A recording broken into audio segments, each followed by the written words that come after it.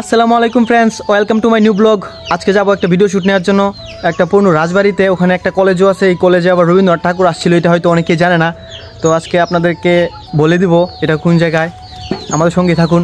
তো আজকে যাবার কথা ছিল হচ্ছে 18 বাড়ি ডিগ্রি কলেজে, কিন্তু আমরা ওখানে যাইতে পারি নাই। তো আগামীকালকে যেতে হবে, এই জন্য ব্লগটা মূলত একদিন পরে আপলোড হবে।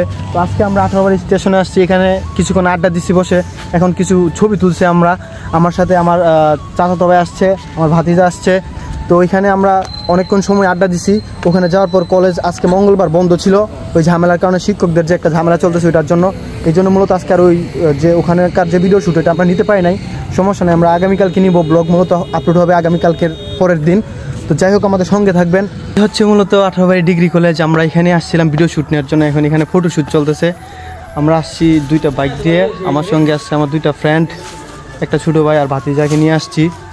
এ হচ্ছে মূলত 18 বাড়ি ডিগ্রি কলেজ। এখানে আসছিল কবি রবীন্দ্রনাথ ঠাকুর। ওখানে একটা রাজবাড়ি আছে, ওখানেও আসছিল। ওখানে একটা পুকুর আছে, ওই পুকুরে বসে একটা কবিতাও লিখছিল।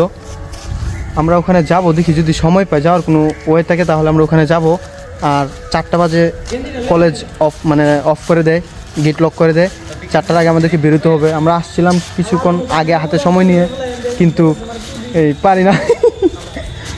কিছুক্ষণ আগে আসছিলাম ঠিকই, কিন্তু একটু সমস্যার কারণে আমরা আসতে পারি নাই সময় মতো।